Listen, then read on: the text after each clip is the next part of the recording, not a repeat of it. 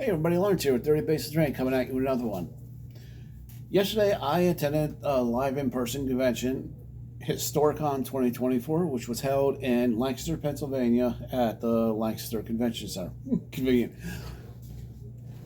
It's a convention I have attended in the past, but at different locations. It moved to the convention center that it's currently at, and I basically just want to go show you guys what I saw and give you my impressions of what I think of it and why I like to attend conventions. And that's pretty well much it. But before I get to it, I just want to give a big thank to all my patrons: Dungeon Matron, Miyagi, Quarel, Sykes. You guys' help is always appreciated, and some of your help actually went towards the help me get to this convention, which I can't thank you enough. So, all right, guys, let's get to it. Again, Historicon 2024, from Hollywood to Historicon. Basically, the theme of this convention, they have a different theme every year, but the theme this year was movies that were based on historical events and trying to work the games around those movie events. But again, a lot of things I wanted to go see was the terrain that was on the tabletop, because this is primarily a tabletop or a wargaming convention, historical wargaming, but still wargaming.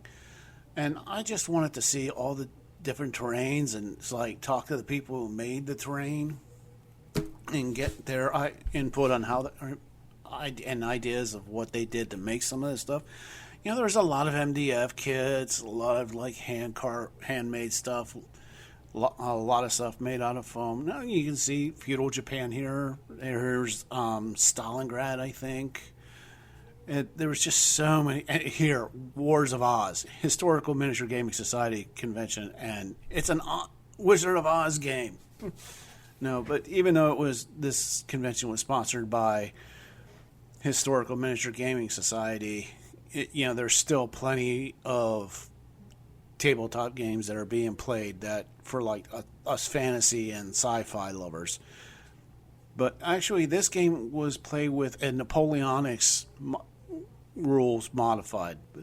Again, there's a wasteland, or I'm not exactly sure, but I saw this and I immediately thought, Gaslands! Gaslands is being played here. And then I realized, oh wait, it's the old Card Wars games. And then there was this group that just brought hundreds and hundreds of board games.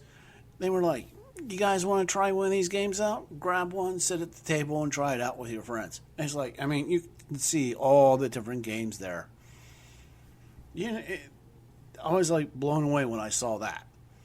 And of course, the dealer hall. Right there is my favorite manufacturer of grass tufts and stuff. Huge miniatures. I talked to the guy at the booth for quite a while about all the stuff they make and all the stuff they're going to be making. And it's I said, they are my favorite manufacturer. And of course, Ironwind Metals was there. And Ironwind Metals owns all the Partha molds, and they had plenty of selection for us fantasy players. So again, historical convention, but there's still plenty for historical players to do. Fantasy players and even the sci-fi players. And, of course they had display cases of painted old Partha stuff. Ironwind Metals is the best because any of us old farts who, love and remember all the old Partha stuff, we can still get it. Dinosaurs, ogres, dragons, all different stuff. Another thing is they have random bits bins. I dug these tentacles out. But and here it's the painting contest. It's again historical miniatures convention, but they have categories for people who like to paint the fantasy and sci-fi stuff. They have categories for strictly historical stuff, but again, and some of these miniatures, they're gorgeous miniatures that were painted up. And it's what really impressed me is the youth category that was there. And I was wow, these are 12, 13, and 14-year-old kids, and they paint like this already? I was I was duly impressed. That there is so much at a convention for people to do. It's like, if you're a painter, here you go, paint for the painting contest. They had a paint and take area, I think. So many games to pick from that you could, it's like, oh, I want to try this game. Yeah, so there were hundreds and hundreds of games to try out. If you went to one of these conventions and you couldn't find anything to do, then you weren't looking, because there was just so much. I love this little pirate guy, though. But again, one of the reasons I like going to these and you can see, there's a couple empty tables here, but, I see all these people just playing games. Just sitting there and having fun, getting ready for games, playing games, enjoying themselves. I wish I would have filmed a quick thing of the main hall. These are the side halls, not the main halls. Main game halls. There's little areas all over the place where games are going on. It's going to a live convention, especially if you're a war gamer. Just go, because there's so much to do. But one of the things I like to go for, and Viking stuff, very cool. But I like to go there and just see all the terrain that's made, because I like making terrain. It's my favorite thing to do. So I go to these conventions, I get ideas, and I'm inspired. Let's face it, I'm stealing ideas. Here's a BattleTech game going on, so there's stuff to do. But go to a con, have fun, enjoy yourself. And you're going to meet people you don't know, and you're going to become friends with them. It's like, I go to these conventions because I have friends there that I only get to see at these conventions. And it's like, you make lifelong friendships at these cons. And to me, that's worth more than any game I'm going to play. I don't honestly get out much because, work, come home, do what I got to do at home, make terrain, play some games every once in a while. But I love going to conventions to make friends. And here's some stuff I managed to snag at the flea market area they had. I got 2 Woodland Scenics handheld hot wire cutters. Those were all that right there was only $5, plus all the extra wires. And it's like, I love going to these HMGS conventions for the flea market area. It's like, I make out like a bandit there. And it's like, I got all of these, the Reaper bones, but I was only paying $1 a piece for them. And I was like, so, I got this 2 handheld hot wire cutters, and I got all these awesome looking miniatures at less than $1 a piece. I think altogether everything in this little video part here was $45. $5 for the hot wire cutters, and then $1. I think I paid $40 for all the miniatures. So, So I made out pretty good on that. But again, it's like, I like to go to these conventions because I have friends there. And the only time I really interact with them is at these conventions. It's like, these are like, you will make lifelong friends by going to conventions. Whether it's an in-person convention or an online convention, you're going to make friendships through this. It's like, that's what I love about gaming communities.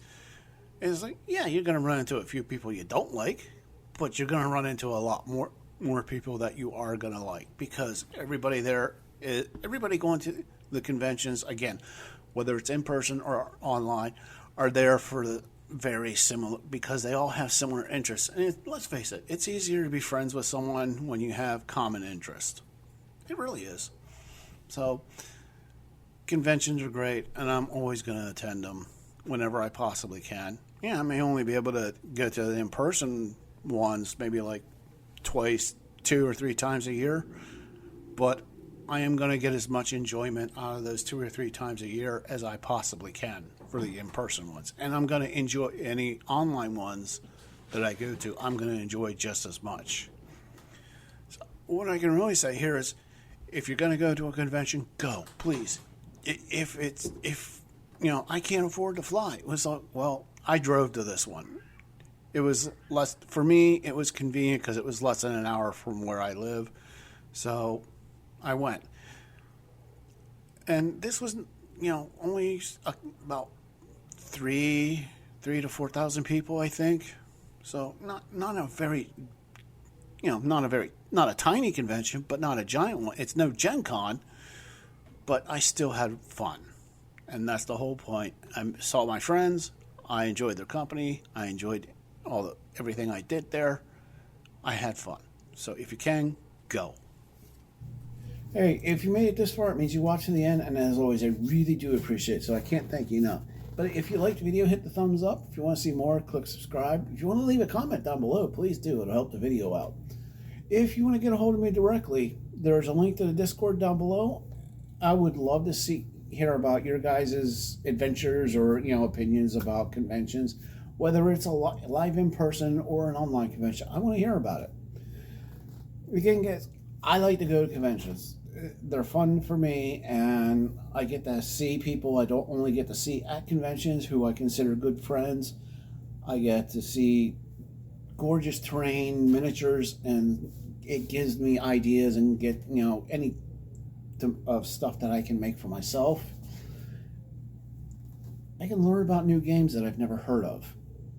I can just wander around and check things out. Wander through a dealer hall. If the convention has a flea market area, I can go through the flea market because I love those flea markets. But again, guys, if you have a chance to go to a convention or spend time on your computer for an online convention, do it. It's I can't encourage you enough to go to a convention one way or the other if you have a chance or opportunity. But as always, guys, go to a convention.